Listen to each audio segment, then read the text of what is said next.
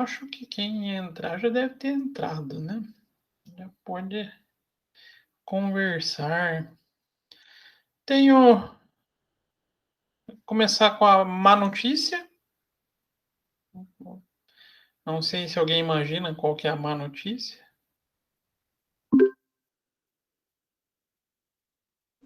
Não vamos ter aula segunda, terça e quarta, infelizmente. Essa até professor acha bom, tá, gente? Sim, a gente também, filho de Deus.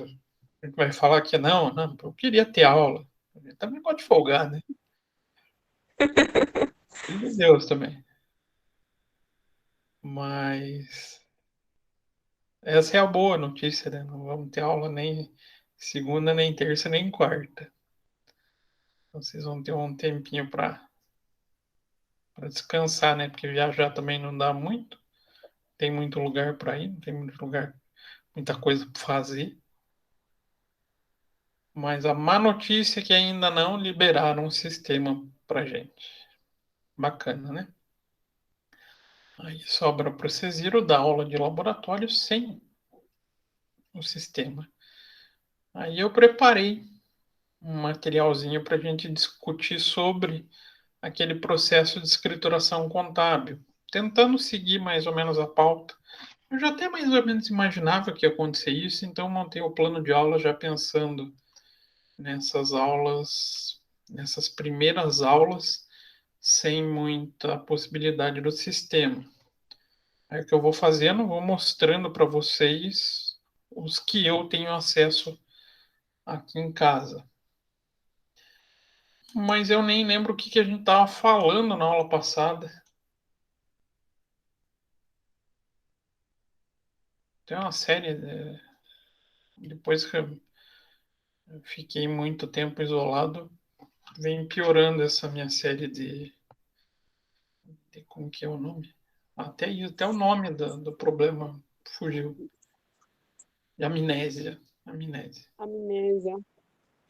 Professor, você estava falando sobre as contas. Contas, plano de contas, né?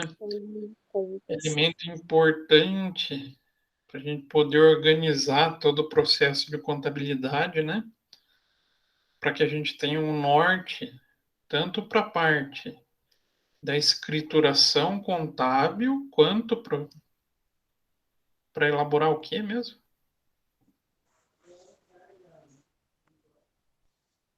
Com a escrituração a gente faz alguma coisa.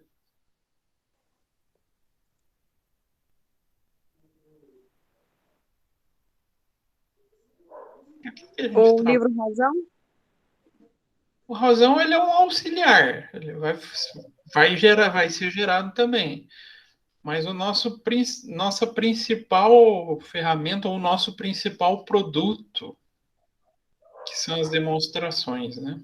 Eles, o plano de contas deve ser baseado, então, em uma forma que facilite todo o processo de, de geração dessas demonstrações. Então, hoje, o que nós faremos? Vocês terão um momento comigo discutindo e depois eu vou dar um trabalhinho para vocês já pensando. Tá aparecendo para vocês? Compartilhando? Sim, professor. Já pensando nas próximas aulas. Então a gente vai falar sobre escrituração contábil. Elementos necessários. Por que a gente faz toda essa escrituração e para que o plano de contas vai auxiliar nesse processo? Então, hoje a gente tem nossa escrituração contábil praticamente pautada em software ou sistemas de informação. Mas nem sempre foi assim. É até difícil achar modelo de escrituração manual, para vocês verem como é algo que vem se tornando esquecido, vem caído vem caindo no esquecimento. Mas eu lembrei de um livro que eu tenho aqui em casa que traz um modelo. Então, desde essa época, desde o livro impresso, se existe as formas corretas de fazerem a escrituração contábil, os elementos necessários e como que a gente gera essa informação, onde a gente saiu desse processo e só de curiosidade, a gente comprava o livro assim, com essas colunas desse jeito mesmo, em livraria. Infelizmente agora a gente não acha mais. Eu acho uma tristeza, porque eu aprendi a fazer também assim. Então me dá um pouco de nostalgia. Mas a gente migrou todo esse processo. Então aqui é o formato do livro diário. Olha como a gente tem toda a estrutura para poder fazer a escrituração, seguindo os elementos mínimos. A aula passada eu falei os elementos mínimos do lançamento contábil, quem lembra?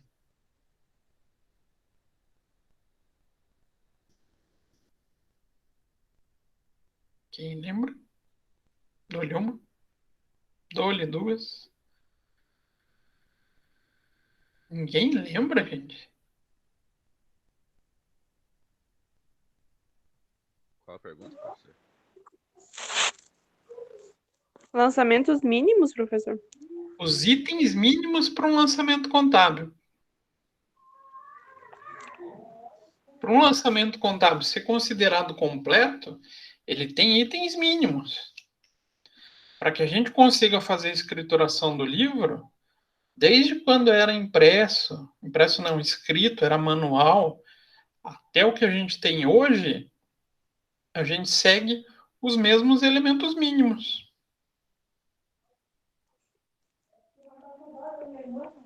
Vou abaixar para ajudar vocês.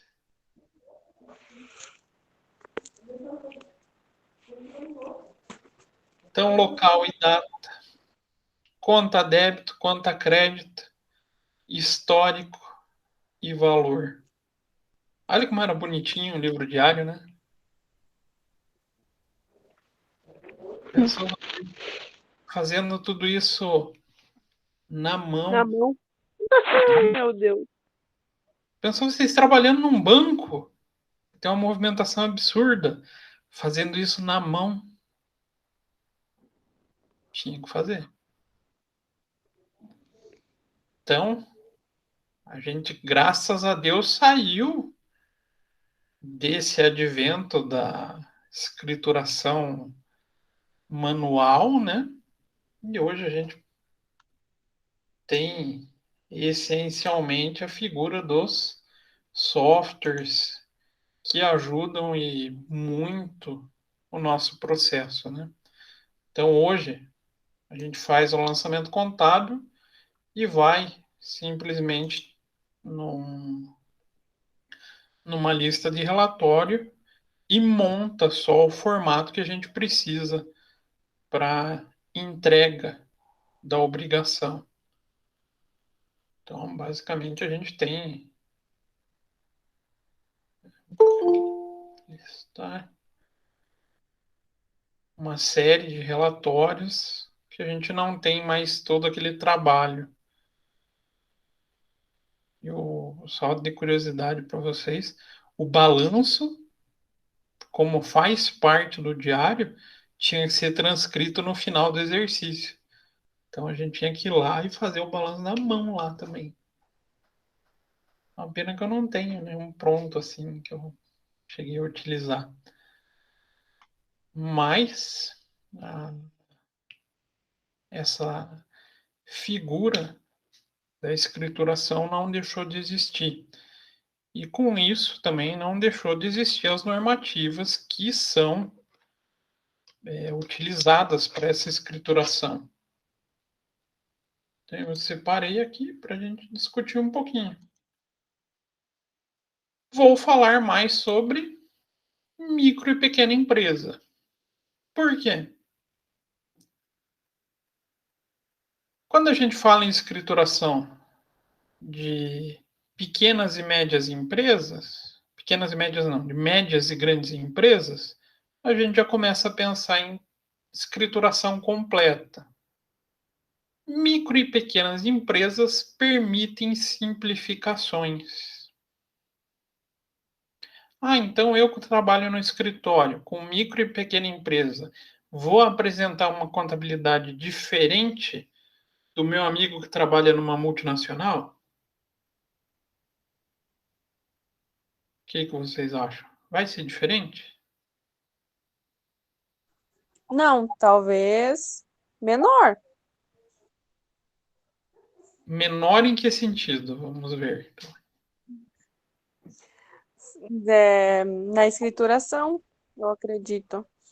Ao- Mas Pode falar. o fundamento, assim, vai ser o mesmo, né? Isso.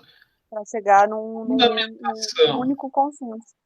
O conceito contábil vai desde a microempresa até a multinacional ou empresa de grande porte de capital aberto, SA de capital aberto.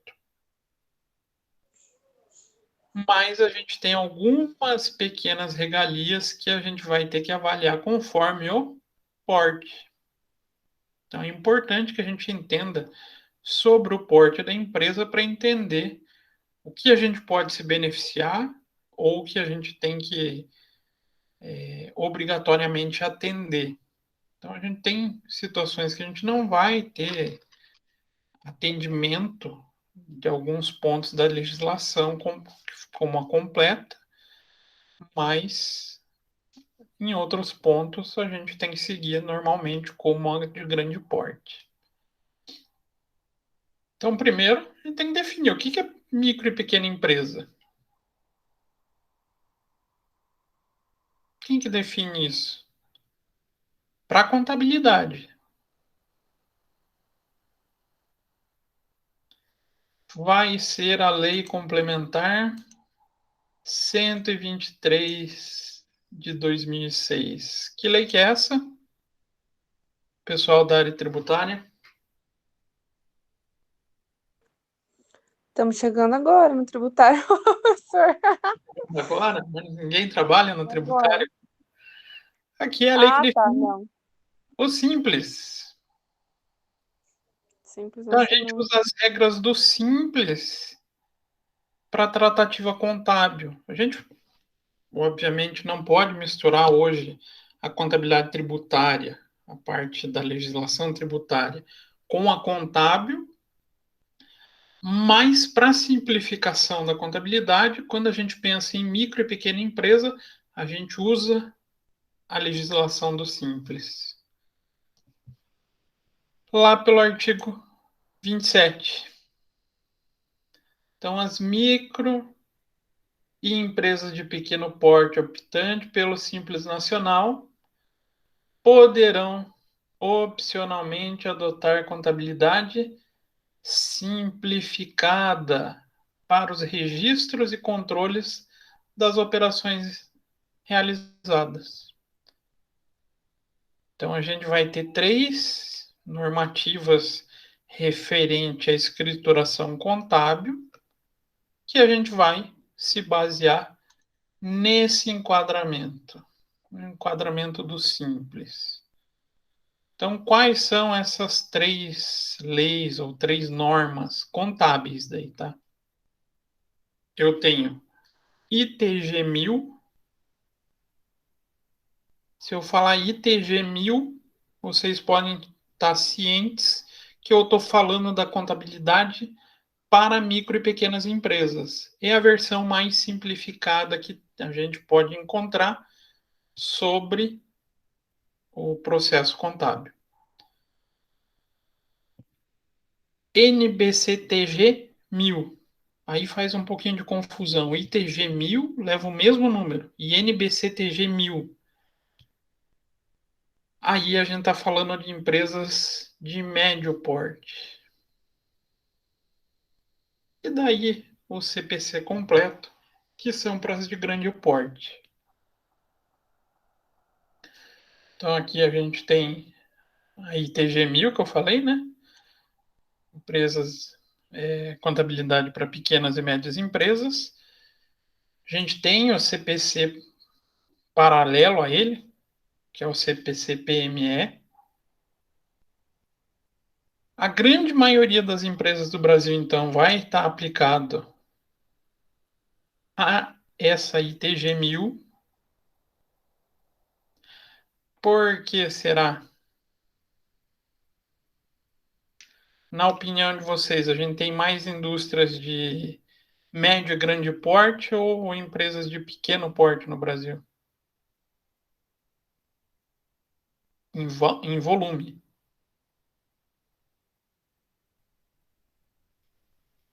O que vocês acham? Eu acho que tem mais de pequeno e médio porte do que micro e pequeno porte. Na verdade, a empresa de médio e grande porte, elas são uma quantidade menores, tá? As micros são a maioria. Por incrível que Porque pareça. na verdade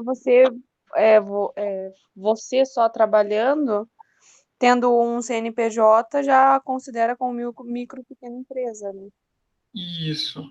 E vai até um certo faturamento, que na verdade é um faturamento até significativo. Considerar, aham, 80 Você mil, né? faturar 4 milhões e 800 mil, isso está aqui na frente, a gente já vai mostrar, você ainda é microempresa. Olha que micro e pequena empresa. Você Mas, ainda pode aplicar ITG 1000, mesmo faturando 4,8 milhões por ano. e microempresa tem uns negócios lá de funcionário, número de funcionário, não sei o que, né? Tem esses negócios também, né? A limitação de funcionário é no MEI. O MEI Hum, é microempreendedor individual. Aí sim, ele tem a limitação, se não me falha a memória, são dois. uhum. Ele pode faturar 80, não sei se 82 mil, está na faixa de 80 mil por ano, é bem pouquinho. Esse é para aquela pessoa que, eu trabalho sozinho, por exemplo, eu vou abrir uma barraca de cachorro-quente, mas eu quero ter formalizado, eu abro um MEI. Não, já tem uma estrutura um pouquinho maior. Eu tenho uma padaria, ou tenho no mesmo segmento, vamos pensar do alimento. Eu já tenho um restaurante, uma lanchonete. Aí eu abro a empresa, pode ser empresário individual, pode ser uma sociedade limitada, pode ser uma sociedade uniempresarial. Já ouviram nessa formatação? Essa Não, é, professor, essa é é a mais uniempresarial. antiga que tem. E curiosamente é o que eu vou pedir para vocês fazerem. Vamos pensar, sacanagem, professor. A sociedade uniempresarial é como uma empresa limitada, mas que só tem um sócio. É que todos os requisitos de uma sociedade empresarial limitada, mas com um sócio só. Então abre um pouquinho de leque. Então aqui a gente tem a possibilidade da implantação simplificada. O CTG 1000 é para adoção plena de quem faz a contabilidade de pequenas e médias empresas. E a OTG 1000 é o modelo contábil para micro e empresa de pequeno porte. Então, a OTG está ligado à ITG 1000 e a CTG 1000 está ligado à NBCTG 1000. As duas principais são essas duas, tá? Falou em contabilidade para micro e pequena empresa, então vocês podem buscar ITG 1000. E quem que a gente pode considerar para ITG 1000? Todo mundo tenha faturamento até 4 milhões e 800 mil por ano. que nada mais é o limite do Simples Nacional, né? Quem ultrapassar esse valor já não pode mais ser Simples Nacional, tem que ser lucro presumido ou lucro real, aí vai depender da escolha do empresário. Então, quando a gente fala da complementação, quando a gente quer separar o micro e o pequeno empresário, é o 4.800.000, mas a gente tem que separar também, quando fala na escrituração contábil, um grupo que são considerados os grandes. Aquele cara que vai ter que pegar todos os CPCs e aplicar à risca, que são as empresas de grande porte. Quem são considerados grande porte atualmente? Então, a sociedade ou conjunto de sociedade sob controle comum. Esse assunto vocês ainda vão entender um pouquinho mais. Que tenham ou que tiveram até o ano anterior um ativo total superior a 240 milhões de reais, ou receita bruta superior a 300 milhões. Se você, então, vocês estão com a empresa faturando acima de 300 milhões, pode esquecer qualquer uma dessas duas normas, elas não servem para vocês. E tem que fazer escrituração baseado em quem? Todos os CPCs. Dá diferença muito grande nas demonstrações financeiras. Parte de contabilização não muda muita coisa, a essência é a mesma. O livro que a gente é obrigado a apresentar são os mesmos, porém, com algumas peças dentro do livro diferentes entre essas três normas.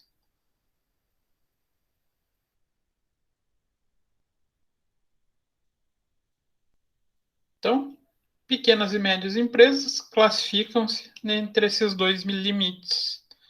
Então, para saber se você está NBC-TG 1000, faturou acima de 4.800.000 e faturou menos de 300 milhões de receita ou ativo de 240, você vai seguir a NBC-TG 1000.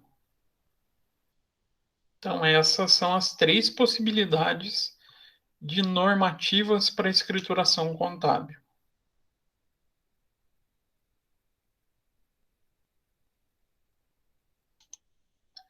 Sempre, sempre, nas três formas, a gente vai fazer todo o processo de contabilidade seguindo os princípios contábeis,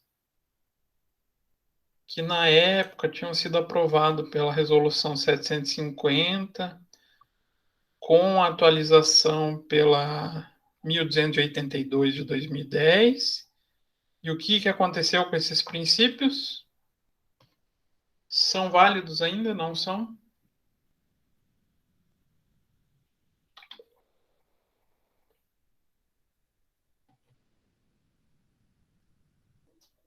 É estranho Olha, falar. professor, não sei dizer. Pelo ano, houve algumas mudanças, né? O pior, na verdade, teve a revogação. Essas duas leis que eu falei para você, lei não, né? Essas duas resoluções contábeis foram revogadas. Então a gente não tem uma normativa falando de princípio contábil. Porque subentende-se que esses princípios já estão dentro da estrutura conceitual da contabilidade. Então, quando a gente fala das características qualitativas e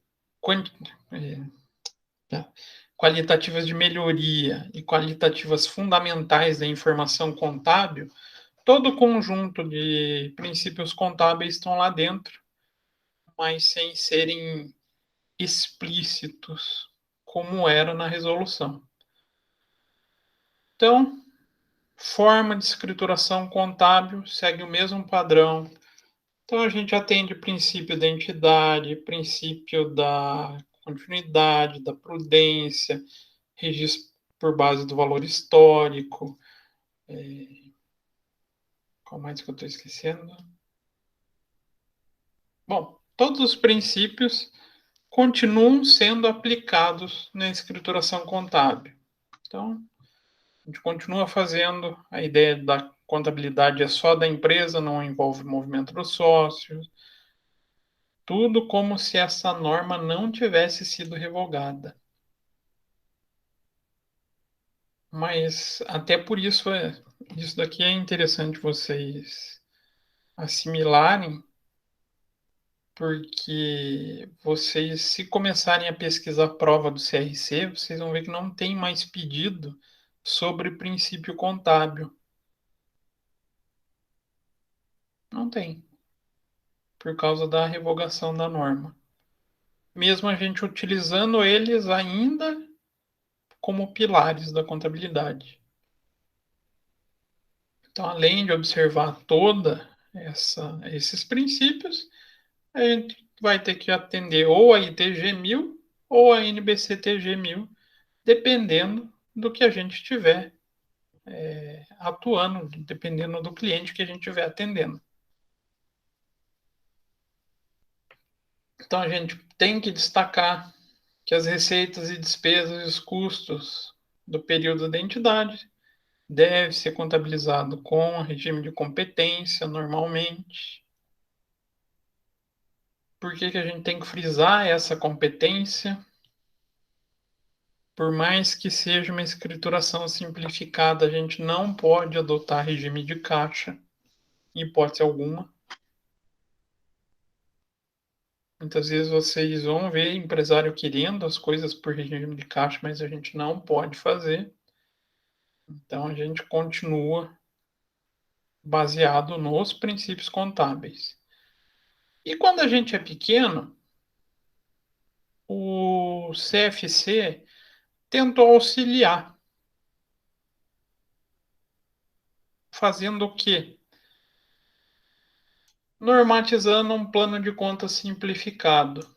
Normatizando é uma sugestão para que micro e pequenos empresários utilizem como padrão contábil.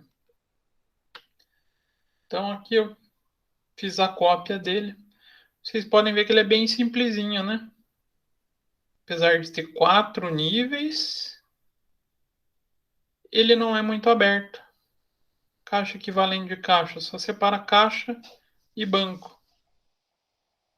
Contas a receber, clientes e perdas. Estoque. 3 continhas para poder ser aplicado a uma pequena indústria ou um comércio.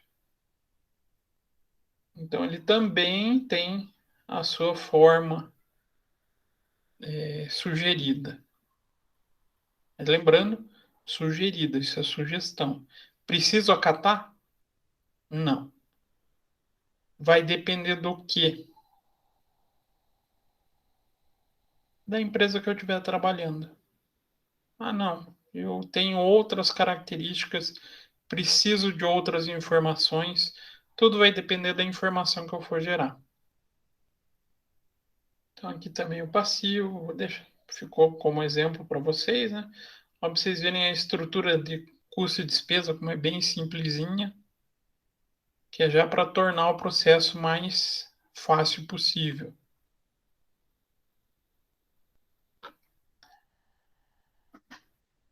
Mas aí a gente vai ter que ir para a resolução 1330 de 2011, que fala também sobre a escrituração contábil, falando do detalhamento. Então, o nível de detalhamento da escrituração contábil deve estar alinhado às necessidades. Eu estou fazendo contabilidade de uma banquinha de jornal. Esse nível de plano de contas me atende, será? Tem grande chance de me atender. A informação que eu vou precisar é mais simples. Ah, não. Eu estou fazendo de uma rede de. Não sei, está me faltando criatividade para atividades empresariais hoje. Ah, uma rede de mini mercados. Plano de contas aqui ele vai me atender? Não vai, né? Com certeza, como gestor da informação, eu vou precisar gerar mais informações para a utilização desses usuários. Então, o detalhamento dos registros contábeis é diretamente proporcional à complexidade das operações da entidade e dos requisitos de informação a ela aplicável, exceto quando uma autoridade reguladora necessite ou assim peça.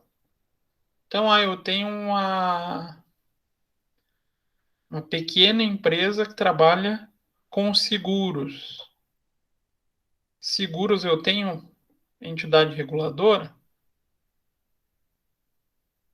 Tenho a SUSEP. Então, a SUSEP vai me fazer algumas exigências de informação contábil que eu vou ter que atender.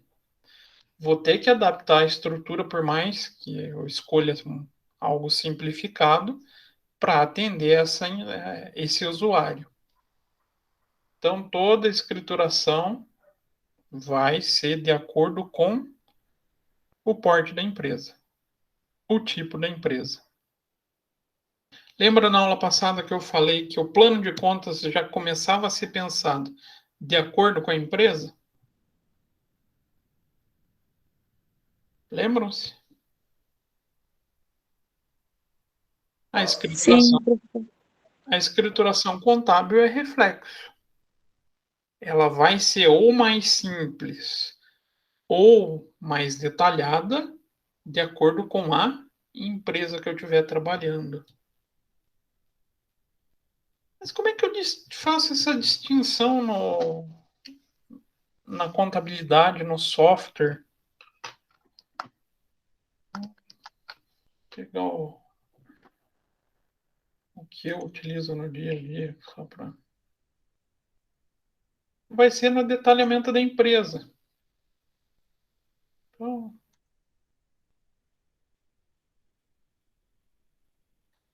Então, eu vou trazer alguns dados relacionados a que tipo de empresa que eu estou trabalhando. Forma de tributação, tipo de atividade. Tudo isso vai fazer a mudança ou vai fazer com que eu faça essa escolha contábil. E claro, além dos módulos aqui do cadastro da empresa, eu vou ter também na folha de pagamento, no fiscal, no controle patrimonial, a descrição de que tipo de empresa eu estou falando. Até para o sistema também conseguir entender esse detalhamento. Ah, mas isso é só nesse sistema? Não, qualquer sistema. Então vamos pegar aqui no da Fortes. Então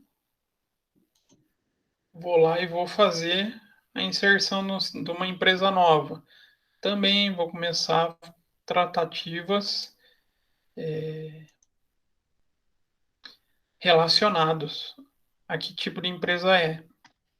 Então, aqui ele tem até um flag específico, indicativo de microempresa e empresa de pequeno porte. Vou ter a parte de controle pessoal, o fiscal. O fiscal é sempre o mais chato de configurar, tá?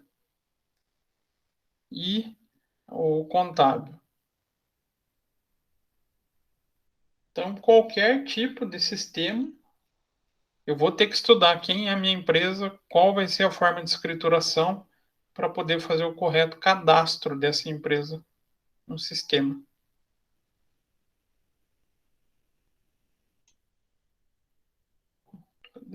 Voltando pro meu slide. E quais os livros que a gente tem que gerar nessa escrituração? Quem são os obrigatórios? Obrigatórios são 2, tá? Os outros são considerados opcionais. E um dos obrigatórios é auxiliar. Então, falando em livro obrigatório, o registro contábil no livro diário deve ser escriturado diariamente e é permitido, contudo, que os lançamentos sejam feitos ao final de cada mês, desde que tenham como suporte os livros ou os outros registros auxiliares. Mas o primeiro livro que a gente tem como obrigatório, e esse é o pilar das contabilidades, é o dito livro diário. Nele devem constar o quê? Além dessa movimentação diária, a gente tem alguns outros elementos que são pertinentes à sua elaboração.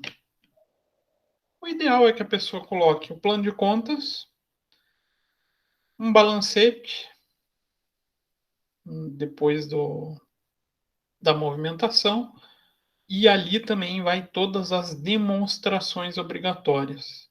Então, o livro diário ele é importante por isso. É nele que a gente acha as demonstrações obrigatórias. Então, os livros contábeis obrigatórios, entre eles o livro diário e o livro razão, em forma não digital, devem se revestir-se de formalidades extrínsecas, tais como tem que ser encadernado, tem que ter sua folha numerada sequencialmente, deve ter termo de abertura, termo de encerramento, principalmente a identificação dos responsáveis. Mas agora eu pergunto, daqui, todas as empresas ainda precisam fazer desse jeito?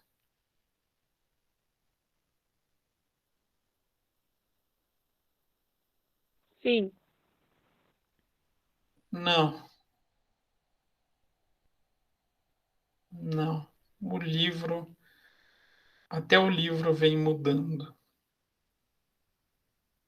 A informação contida é idêntica, mas eu deixo de ter algumas formalidades banais, mas eu deixo. Se eu estiver trabalhando com empresas de lucro presumido, lucro real, eu já vou estar obrigado a tal da ECD.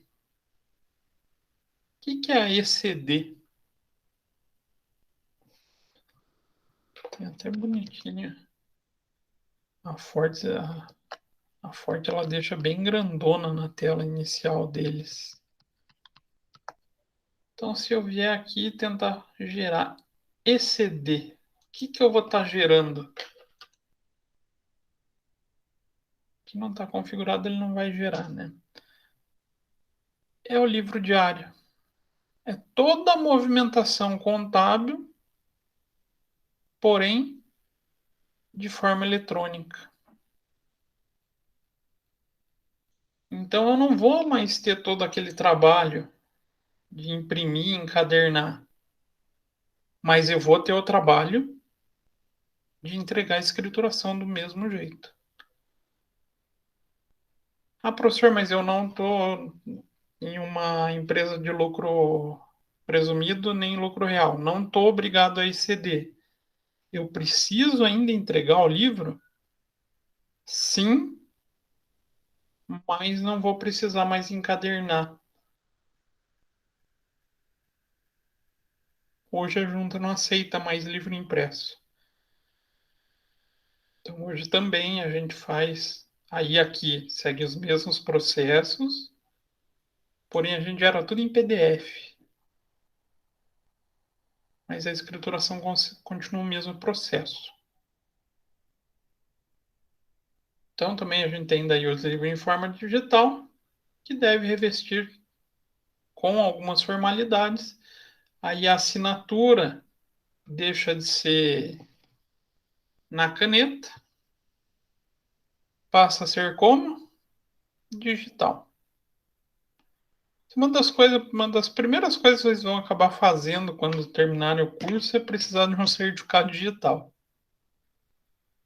Então, o contador vai ter que assinar digitalmente e também vai ter que passar pela autenticação de uma entidade pública. Em geral, isso 90% dos casos, a entidade pública que cuida dessa escrituração contábil é a junta comercial, salvo algumas formatações societárias diferentes, tá?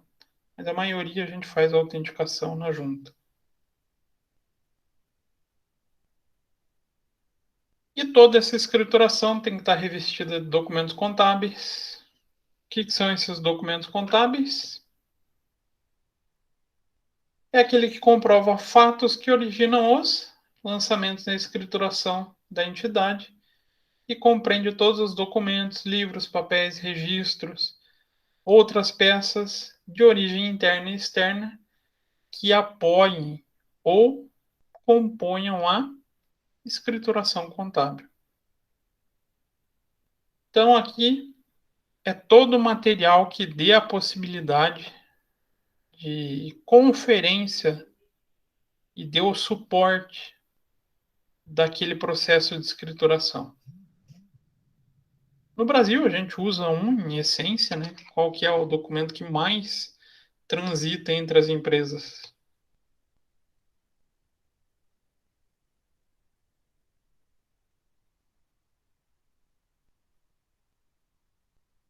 A gente se pauta muito nas notas fiscais, né? Notas fiscais, e daí quando é financeiro é duplicata, boleto, agora que tem algumas formas novas de pagamento. Mas esses documentos são os que suportam a contabilidade. Então, é hábil quando revestida de características intrínsecas e extrínsecas essenciais definidas na legislação, na técnica contábil ou aceita pelo uso e costume da sociedade empresarial.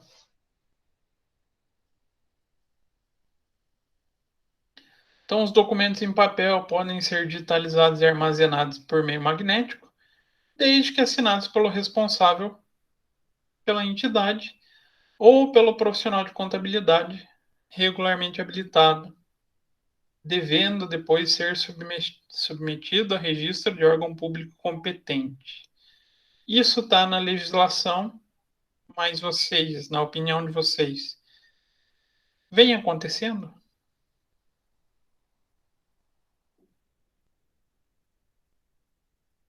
Ou a gente está deixando essa figura de lado?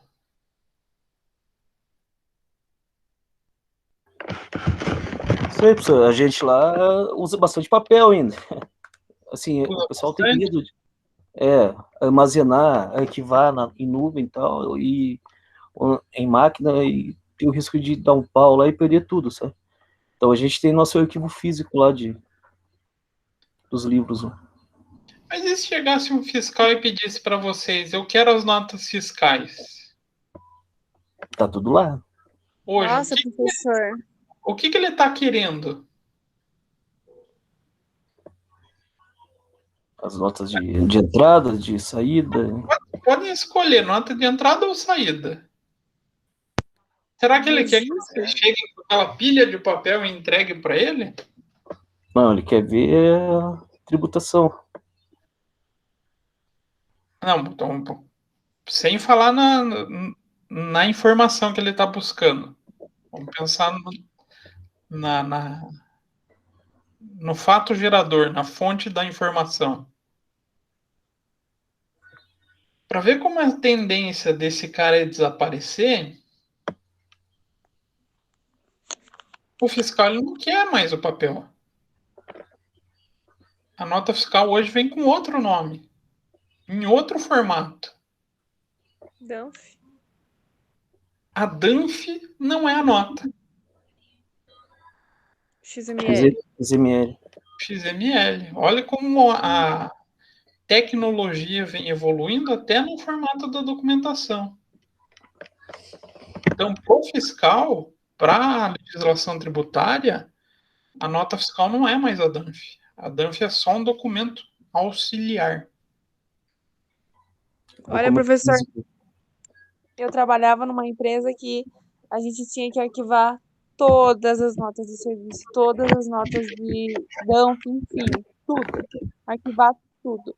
Aí eu passei para uma empresa que é tudo digital.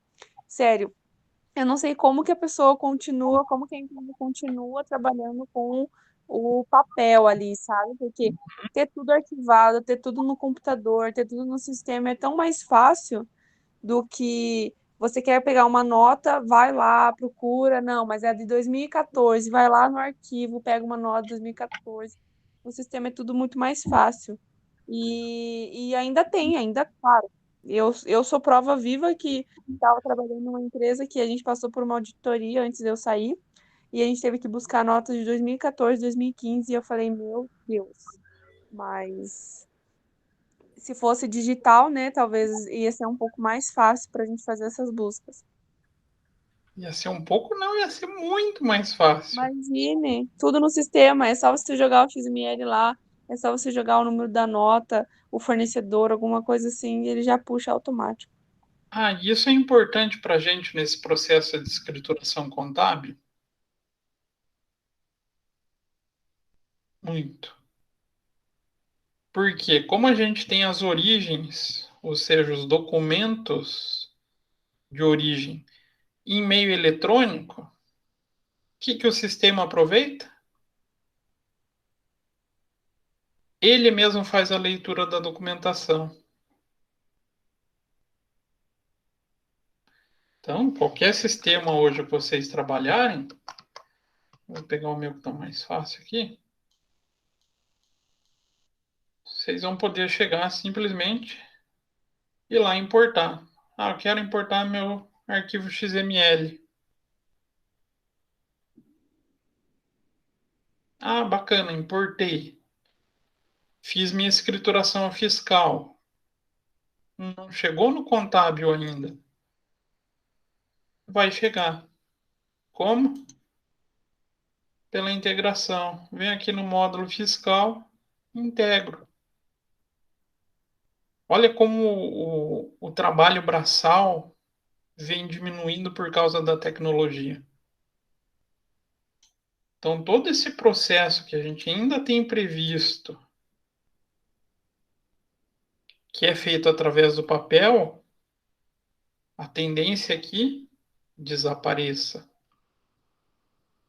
Que a gente não precise mais da informação física, papel, para poder fazer a escrituração contábil.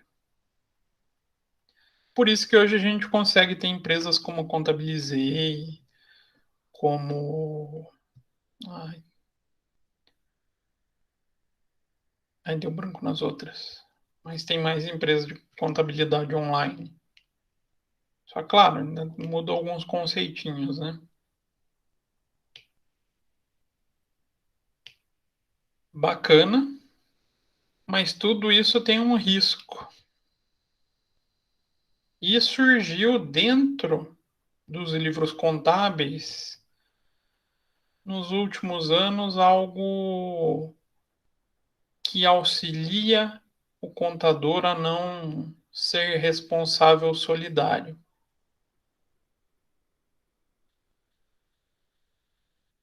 É a tal carta de responsabilidade.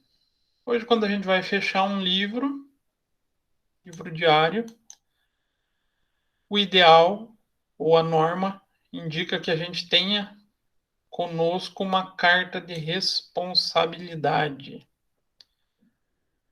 O que é isso? É uma carta que a gente faz para salvaguardar a responsabilidade onde o profissional da contabilidade deve obter a carta da gestão, da administração da entidade. Que é o modelo sugerido. Cadê? Está aqui embaixo os itens, mas vamos chegar nele. Então, a carta de responsabilidade deve ser obtida conjuntamente com o contrato de prestação de serviços, do que trata a Resolução 987 de 2003. E todo fechamento a gente pede, ou a gente faz, em conjunto com a administração, essa carta de responsabilidade da administração. Isso vem lá da OTG 1000, então sugere uma forma alternativa de carta que segue esses itens. Então, os itens 12 a 14 da ITG 1000 tratam da carta de responsabilidade e têm por objetivo definir e estabelecer a obrigatoriedade da existência formal de instrumento que evidencie e assegure a responsabilidade da administração da micro e pequena empresa. Por que será que surgiu isso? E vocês podem ver que eles dão até um enfoque na micro e pequena empresa, apesar de ser obrigada para todas, tá?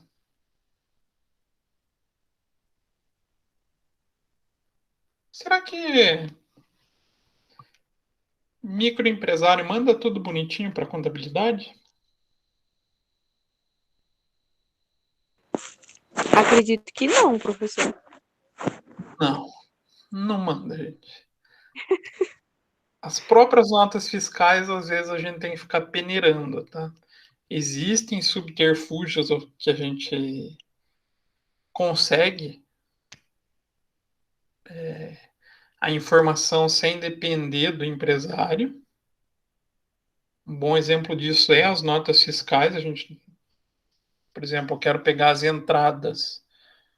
Existem formas da gente buscar XML, mas pensando nessa falta de informação, foi estipulado ou foi implementado a carta de responsabilidade, onde a gente vai não forçar, né, mas fazer com que o gestor assuma a responsabilidade pela informação que foi repassada para a contabilidade. E que a contabilidade fez a escrituração do que lhe foi passado. Então, essa responsabilidade, essa informação de que tudo que foi passado corresponde à verdade que a empresa viveu, é a garantia de que a escrituração vai estar certa. Ah, não, mas a escrituração ficou irregular por falta de informação. Eu, contador, já não tenho mais responsabilidade. Isso foi um erro do gestor. Então, é extremamente importante a atenção com a carta de responsabilidade. Ah, vai fechar o livro diário, bota a carta de responsabilidade bonitinho junto. Senão, você pode ser responsável solidário.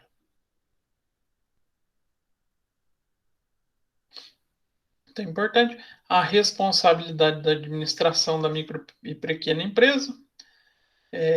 Pode ser atendida de forma alternativa à carta exigida. Então, mediante inserção no termo de encerramento do livro diário. Então, lá no livro diário, a gente pode, então, também não fazer a carta por completo, mas a indicação de que a informação foi repassada e toda a contabilidade ou toda a informação que conste naquele livro está baseado nessa informação. Então a gente tem essas duas possibilidades: fazer uma carta em separado ou colocar como um parágrafo no termo de encerramento do livro. Professor, mas qual o senhor sugere? Fazer separado. Fazer um documento mais detalhado sobre o que foi repassado, sobre a responsabilidade sobre a informação. Então, o principal fator que a gente põe na carta é que a administração da empresa declara que possui controle interno necessário, suporte e respaldo da escrituração contábil e das demonstrações contábeis. E segundo, que não praticou atos contrários à norma e legislação vigente aplicável. São os dois itens que são fundamentais que a agente contador coloque ao final da escrituração contábil. Por que será que eu vou colocar esses dois itens? Por que o item 1 aqui? Possui controle interno necessário, suporte e respaldo da escrituração contábil e da demonstração contábil anual.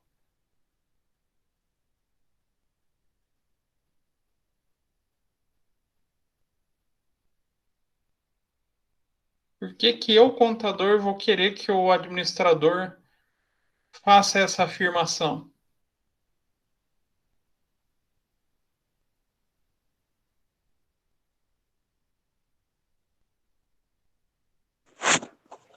Não sei, professor. É só vocês pensarem. Se vocês errarem, vocês vão querer assumir o erro ou vão querer botar o erro na culpa de a culpa do erro em alguém? No caso, o pessoal da administração da empresa colocando a culpa no computador.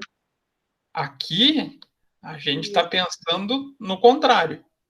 Uhum. Qualquer erro que dê na escrituração, eu, contador, vou me eximir por quê? Porque eu fiz tudo que tudo baseado nas informações geradas pela administração da empresa ou pelo gestor da empresa.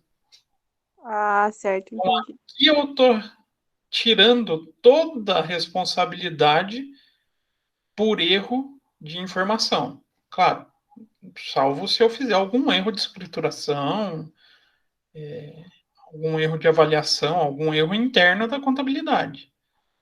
Mas a minha contabilidade vai estar respaldada na informação nos documentos que o meu cliente passou. Então, a demonstração que eu vier a colocar nesse livro vai estar representando aquilo que o gestor passou como informação. Ah, tá errado. A culpa não é minha.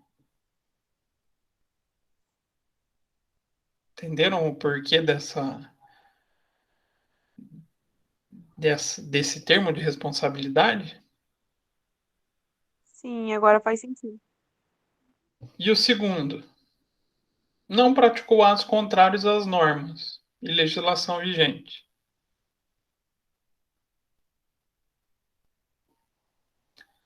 Aqui eu vou estar assumindo que qualquer coisa que ele fez que seja contra a lei, eu não estou sabendo. Eu não sou parte disso. Eu não sou cúmplice. Então eu acho esse segundo item aqui, em termos de punição, mais importante até que o primeiro. Com certeza. Porque aqui eu estou me garantindo que tudo que eu fiz na escrituração contábil, eu fiz porque o administrador alegou que era legal, que ele não infringiu a lei. Assim eu não respondo solidariamente com ele. Claro, vou ter incômodo na justiça, posso ter, mas eu não vou ser imputável pelo problema. E também documentou todas as operações e transações realizadas pela empresa e as encaminhou para o registro do contador, visando os devidos registros contábeis por meio de documentação hábil e inidônea. Porque esse item 3. Aqui tem um nome que você já vai bater fácil na cabeça de vocês. Caixa 2. O que é um caixa 2? Dinheiro desviado, professor. Dinheiro desviado, dinheiro não informado, operação não informada. Colocando esse adendo, eu vou estar falando na carta de responsabilidade que eu desconheço qualquer processo que seja feito de maneira irregular, por fora. Vamos ver, não sei, não tenho conhecimento que a empresa venda sem nota, que ela compre sem nota. Claro, muitas vezes a gente sabe. Mas eu vou estar me isentando da responsabilidade. E o item 4 forneceu todas as informações necessárias para adequada elaboração das demonstrações contábeis e suas notas explicativas no fim do exercício XXX. Então, no Eu não fim, sabia dessa carta de responsabilidade, professor, a partir do momento que eu achava, né, que o contador assinasse aquele livro, ele estaria responsável por tudo aquilo que estava sendo informado. Eu não achava que existia uma maneira de você é, se ausentar da culpa, né? No caso, por exemplo, se aparecer algumas coisas que tivessem essa é erradas. a parte interessante. Você não vai se ausentar da culpa do que tiver escriturado. Não, eu fechei o balanço errado. Fiz, deixei de escriturar uma nota. Tudo isso são erros de processo contábil. Aí o contador tem culpa. Mas a Mas carta, como esse exemplo seu de notas fiscais que foram pagas sem notas fiscais, enfim, essas coisas assim, que a própria empresa pode estar fazendo isso, ou o contador não sabe, ou sabe, mas não vai, né? Não vai falar, claro. ou muitas vezes não compactua. Exatamente. Ele faz a carta de responsabilidade para se eximir. Entendi. Pouco contador se atenta a fazer isso, tá, gente? Apesar de ser um item informado na escrituração, inclusive para micro e pequena empresa, pouquíssimo contador se atenta nisso. E o detalhe, geralmente quem dá mais brecha para esses problemas são as micro e pequenas empresas, por falta de controle. Então, essa ferramenta aqui não tem um padrão formal, tá? Não existe um modelo, faça desse jeito. Não, a única coisa que se pede para atender, ou que se sugere que você se respalde em relação a esses 4 itens. E o 2 aqui, para mim, é o principal, tá? Falou que o cara não segue a lei, a gente tem que realmente indicar que a gente não compactua com isso. Tudo isso, toda essa escrituração, seguindo toda essa documentação, toda essa origem, vai gerar nos últimos elementos constantes do livro diário, que são as demonstrações contábeis. Então aqui eu coloquei um resuminho, blá blá blá, sobre o que era livro de demonstração contábil, né, ou demonstração financeira, vai do gosto de vocês. Mas Para a gente, o que importa é aqui. As demonstrações contábeis devem ser transcritas no livro diário, complementando-se com as assinaturas do titular, do representante legal da entidade e do contador. E quem entrega o quê? Quem entrega o quê? Vamos pular para quem entrega o quê, depois a gente põe o que precisa para entregar. Então aqui tem um quadrinho comparativo nas 3 categorias que a gente frisou. Microempresa e empresa de pequeno porte, aquelas que são regidas pela ITG 1000, tem como obrigatório balanço patrimonial, demonstração de resultado e nota explicativa.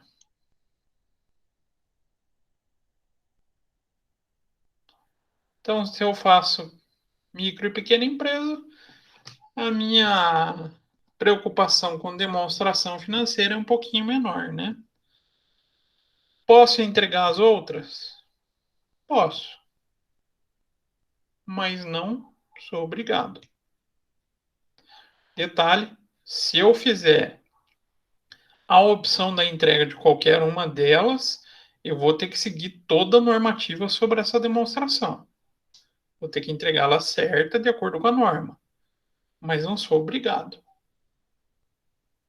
Então, na dúvida, melhor fazer o quê? Entregar, não entregar? Na dúvida, nem entregue, né? Não Aí faz. entrega errado ou faltando informação. E o detalhe, se a pessoa eu quero fazer DVA, porque eu quero mostrar que eu sei fazer, e erra, e o fiscal do CRC pega, ele vai mandar corrigir. Ah, mas não é obrigatório. Não tem problema, você escolheu apresentar. Então, quem é obrigatório, as demonstrações obrigatórias são só essas 3. Aí passo para pequenas e médias empresas, ou empresas regidas pela NBCTG 1000. O que eu sou obrigado a entregar? Balanço, não tem muita dúvida, né? Demonstração de resultado, também não tem muita dúvida, a mesma da micro e pequena empresa. Aqui começa a surgir alguns elementos diferentes. DRA, demonstração do resultado abrangente. Posso fazer ela isolada ou apresentando com a DLPA. Professor, mas o que é a DRA? O que é a DRA? Sei não. Essa é a demonstração mais menosprezada de todas, coitada. Eu morro de dó dela. Nunca ouvi falar, professor. Nem sei o que é isso.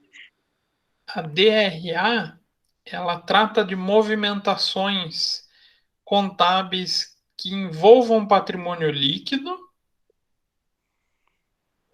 e que não sejam provenientes do resultado, então não transitou por receita e despesa e não é movimentação de capital do sócio. Então tem algumas, na verdade são 6 operações em específico que a gente coloca na DRA. Ela é bem específica mesmo. Então, a coitada é a mais esquecida de todas. A DLPA, essa é facultativa. Faço a DLPA se eu achar necessário ou se eu substituir ela ou quando eu puder substituir a DMPL por ela. O que é a DLPA?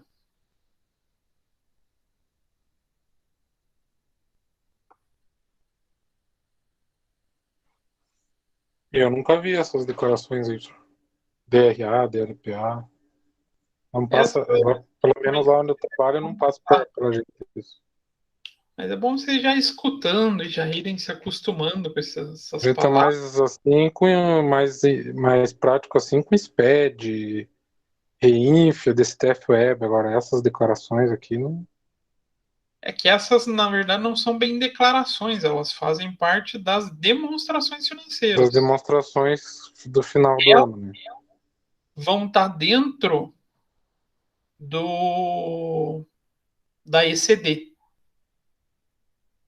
Tem que estar dentro da ECD. A DLPA é a demonstração de lucro ou prejuízo acumulado.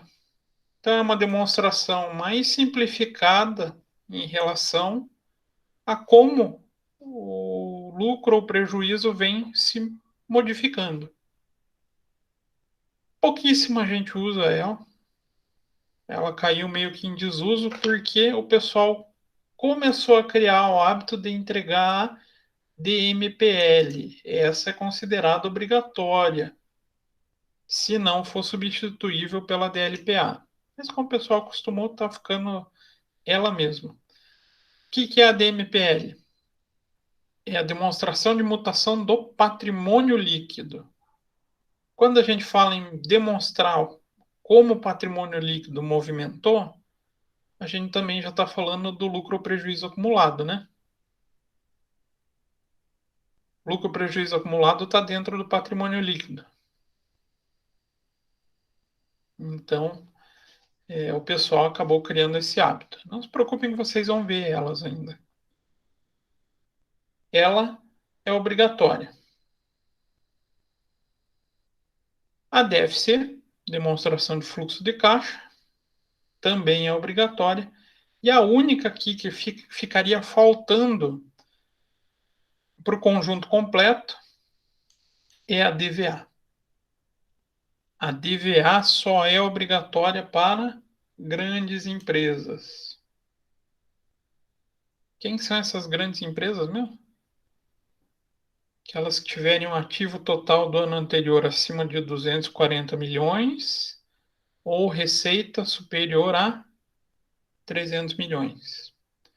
Aí ela vai ter que entregar todo esse conjunto de obrigações. Fatura mais, tem mais informação a prestar, né? Entra naquela figura da complexidade.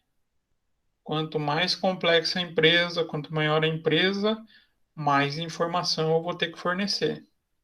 Aí, com certeza, um plano de conta simplificado não vai atender mais. Vou precisar de uma escrituração mais detalhada. Vai me dar um trabalho maior. E que elementos mínimos eu preciso ter no cabeçalho de todas as demonstrações? Sempre vou ter que identificar qual que é a entidade. Parece meio óbvio, né? Mas vou ter que constar lá em cima da demonstração de quem que é ela. Vou ter que constar a data de encerramento do período da divulgação e o período coberto. E agora, por questão da estrutura conceitual, no mínimo com 2 períodos, né? Então, o ano desse encerramento e pelo menos um ano anterior. A apresentação dos valores do período, encerrados na primeira e na segunda coluna, e dos valores do período anterior. Então, essa comparação. E também, aqui, quando a gente fala em valores, aí a gente vai ter que lembrar de colocar em qual moeda está. Por quê? Posso apresentar demonstração ou colocar no meu livro diário. Vou lá no meu livro diário e colocar um balanço em dólar.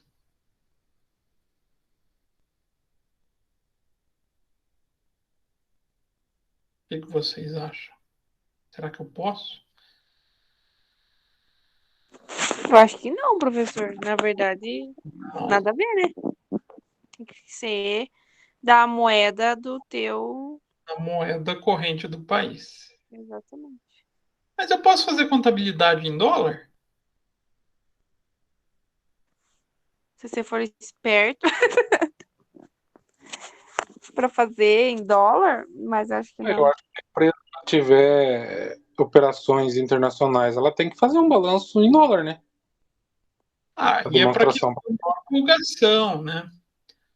Mas para apresentação no livro, qualquer demonstração, moeda nacional. Mas será que eu posso fazer a contabilização ou a escrituração contábil em outra moeda? Eu acho que não, professor. Curioso. Será que eu posso?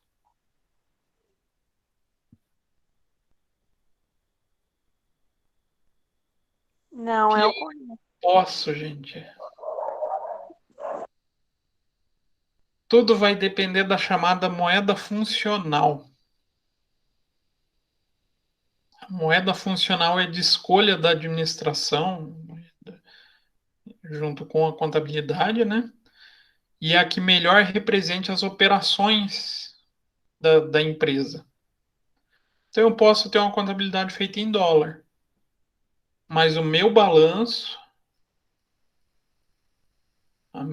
minha demonstração de resultado, todo o meu conjunto de demonstrações vai ter que sair em real. Então, eu posso. Será que tem algum caso assim? Agora eu fiquei na dúvida. Será que existe?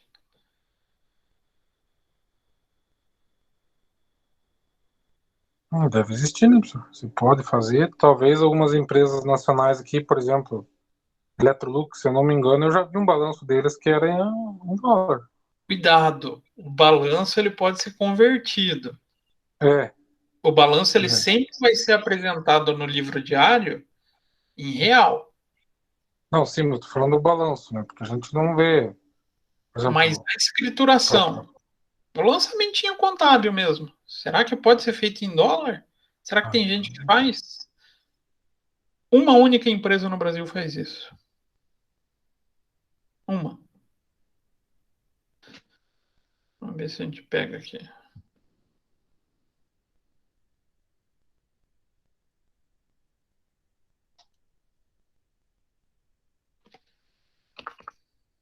não é Petrobras? Não.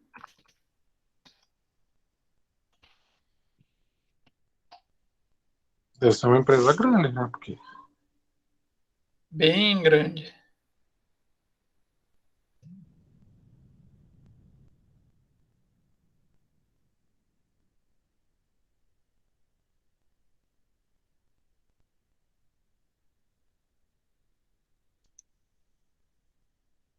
Vamos ver se já vai aparecer de cara aqui.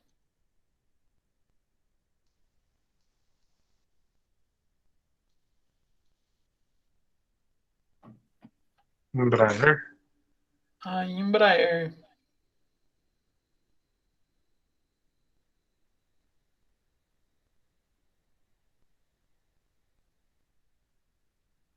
Que achar tudo aqui no meio é uma.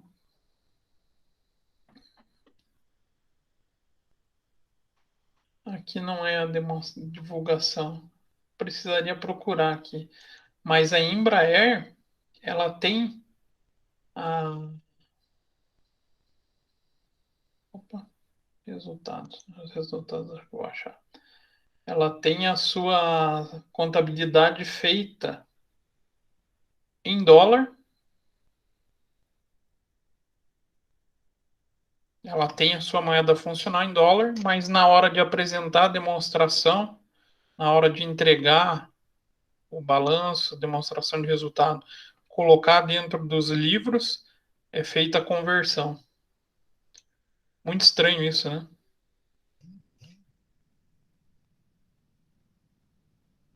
Aqui sempre vai estar em real.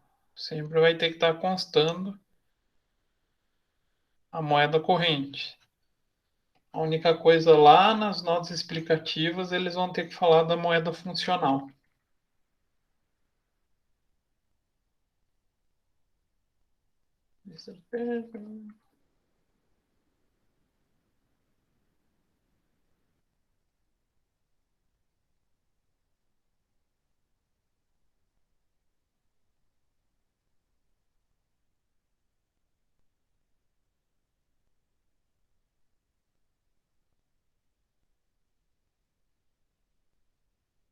O problema é achar no meio disso tudo, precisaria. É que é bem pouquinha páginas, né? Só 167 páginas. Mas existe essa possibilidade. Mas o que é comum no Brasil? Escrituração contábil em real e livro diário, livro composto com as demonstrações em real. Isso não é a regra. A Embraer é uma exceção da exceção, mas só para vocês conhecerem que isso também pode ser feito. Mas o importante é que no livro diário as demonstrações têm que estar em real. A gente acaba nem encontrando muito. Eita, mantive todos os rabiscos. A gente acaba nem encontrando nesses sistemas relatório em moeda estrangeira. Quando a gente precisa fazer conversão, quando a gente precisa fazer a entrega, eu vou mandar para a matriz um balanço em dólar. Eu vou ter que pegar a minha escrituração contábil e aplicar a técnica da conversão. Vocês vão ter isso lá em avançada, tá? Conversão de balanço. Vão até achar estranho ter um processo que parece uma marretada que a gente dá, mas é uma técnica, não é marretada. Tem um fundamento por trás disso. Então, de escrituração contábil, o que eu queria falar com vocês era um pouquinho sobre esses livros, né? Ou o livro. A gente se pauta muito no livro diário. O diário, para a gente, é o livro mais importante para a contabilidade. Ele é o documento mais completo. Ah, é o mais usual, professor? Não. Vocês jamais vão ver o pessoal trabalhando no dia a dia fazendo conciliação contábil com o livro diário. Vocês vão partir para um auxiliar, que é o razão. Mas tudo isso vem baseado lá no plano de contas, que vai trazer toda essa estrutura para a geração dessa escrituração contábil. E todo esse processo da escolha da escrituração vai depender do quê? Da complexidade da empresa vai depender do quê? Da empresa, né? Que tipo de empresa é? Qual o porte dela? Qual a opção tributária também influencia um pouco. Então, de atividade, vou deixar para vocês pensarem que empresa que vocês vão querer ter na nossa aula do laboratório contábil. Mas deixei uma condição pré-estabelecida, uma não, duas. Eu deixei um material falando, né, sobre as formas tributárias, bem completo da FGV. Mas eu quero que vocês montem um contrato baseado em uma, que é a sociedade unipessoal. Professor, mas por que o professor quer a unipessoal? Quem de vocês já conhece esse formato? Ou quem não conhecia? Eu nunca ouvi falar, professor. Eu também não, professor. A gente escuta muitos contadores sugerindo para empresário ou para abrir como empresa individual, empresário individual, que tem um baita de um problema. Por quê? patrimônio do empresário vai ser atingido. Então, qualquer problema que a empresa venha a ter, a limitação da cobrança não fica só na empresa, pode ser abrangido ao patrimônio do empresário. Então, é um problema, né? Ou ele fala da EIRELI, Empresa Individual de Responsabilidade Limitada. Deve ter um nome meio parecido, né? Mas a EIRELI tem uma característica bem peculiar. Alguém sabe qual que é? Envolve dinheiro.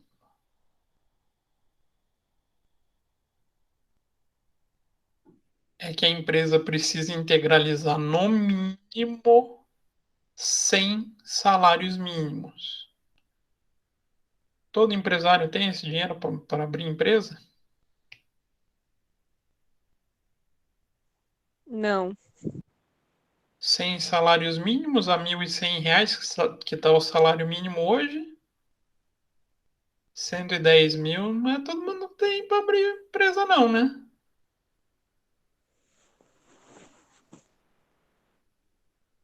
Então fica esse problema.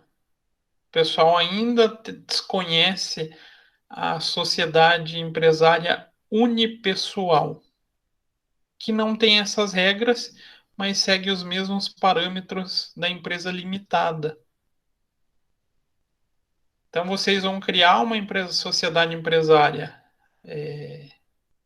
unipessoal para vocês, criar, entre aspas, né? Vão montar um modelinho de contrato social para que depois a gente faça a inserção da empresa de vocês no sistema.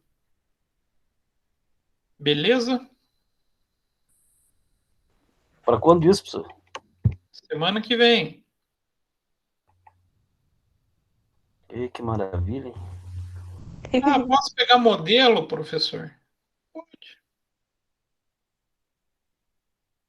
Então, terça-feira que vem a gente não vai ter aula. Não. Então, na próxima aula que a gente tiver, a gente tem que estar com esse contrato pronto. Era para entregar na próxima aula, mas eu vou quebrar o galho de vocês, vou deixar para outra. Ainda vou mudar no sistema, mas vou deixar para outra. Mas Beleza, o então. que eu sugiro para vocês? Pegue um modelinho. Mas, claro, passem o olho para ver se o modelo está certo ou está errado, tá? Que a internet a gente sabe que é um risco violento. A gente encontra muita coisa boa, mas encontra muita porcaria. Então, peguem o modelo, vejam se ele segue todos os critérios da sociedade empresarial limitada e vão preenchendo aquele que seria a montagem da empresa de vocês. Vocês vão abrir um comércio. Do que fica a critério de vocês.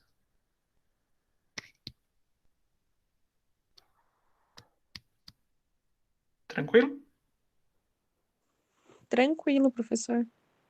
Então é só isso, só esse trabalhinho. Tranquilo. Ah, professor, mas eu não quero pôr o meu CPF, não quero pôr o meu RG. Pode inventar.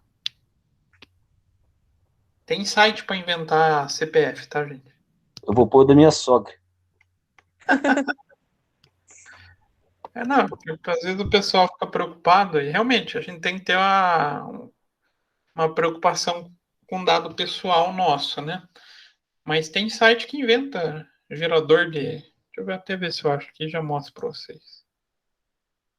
Que a gente vai usar ele para mais coisa além de gerar o CPF. A única coisa que não gera, isso não tem forma de gerar pela variação dos estados, é RG.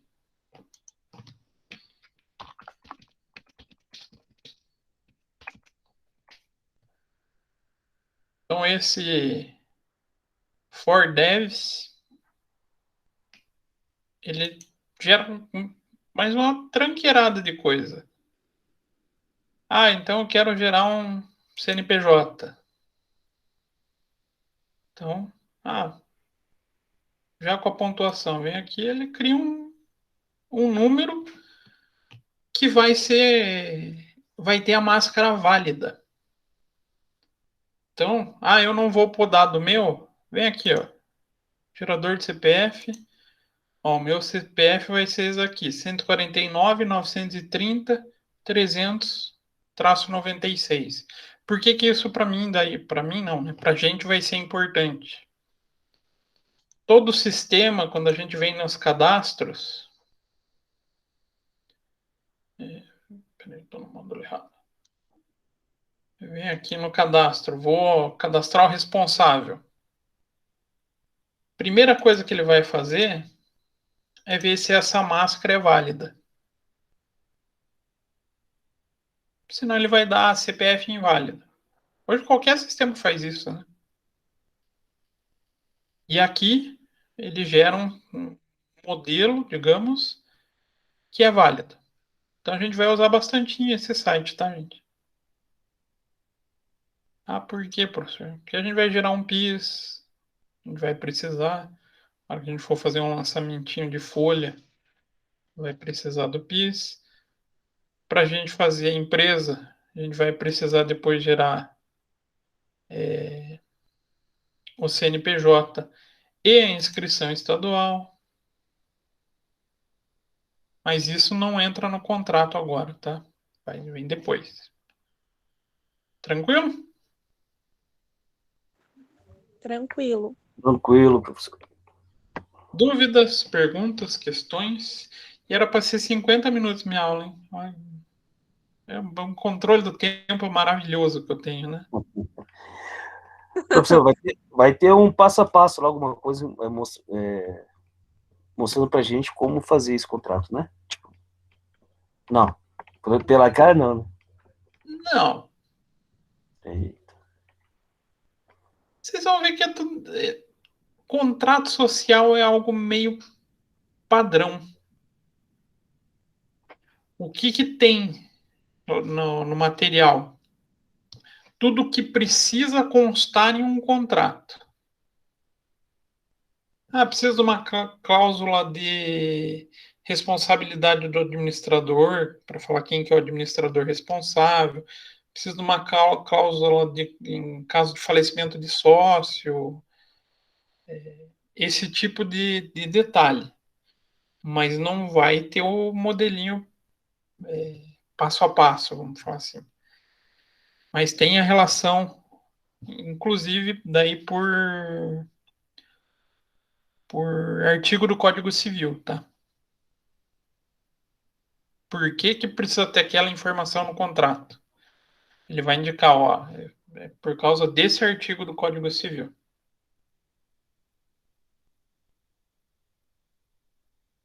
Mas vocês vão ver que não é muito difícil, não. Depois que a gente, contrato social, depois a gente faz uns 2, a gente fica bem sossegado para fazer trâmite societário.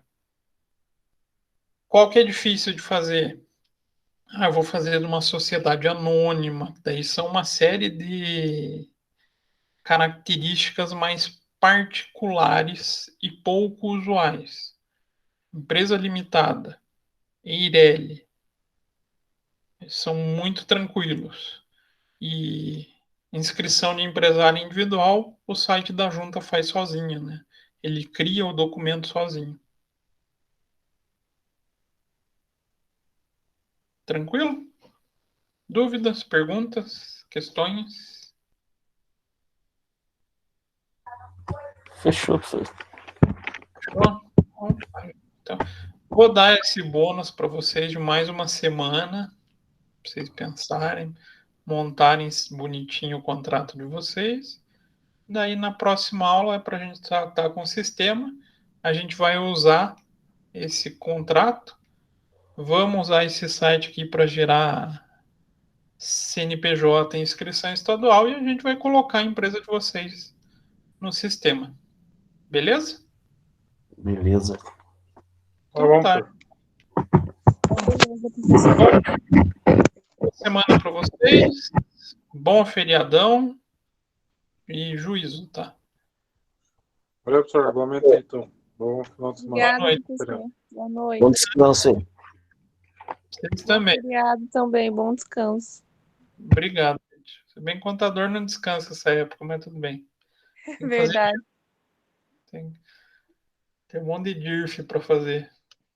Mas ah, faz parte. verdade, faz parte. Daqui a alguns anos é a gente. É vocês. Daqui a alguma hora que vocês piscarem, vocês já estão no baile já, gente. Tá pertinho. Ai, Jesus. Meu coração chega a disparar. Parece longe pensar, nossa, falta 2 anos ainda. A hora que vocês pensam, pum, acabou. Já Mas foi. parece que foi ontem que eu comecei. Eu ainda não acredito que eu já passei por 2 anos da faculdade. Eu falei, meu Deus, é 4 anos. E agora eu falo, é só 2. Só falta 2. É a hora que você. A próxima vez que você se pegar, você já vai estar pensando, puxa, que pós eu vou fazer? Uhum, É assim. exatamente. É Então, assim. nesse ano que eu tô pensando, eu preciso encontrar alguma matéria, enfim, alguma especialização, né? Porque já tô pensando que quando eu terminar, eu quero fazer uma pós, eu quero fazer alguma coisa. Eu já tenho que pensar que a partir desse ano, eu acredito, né?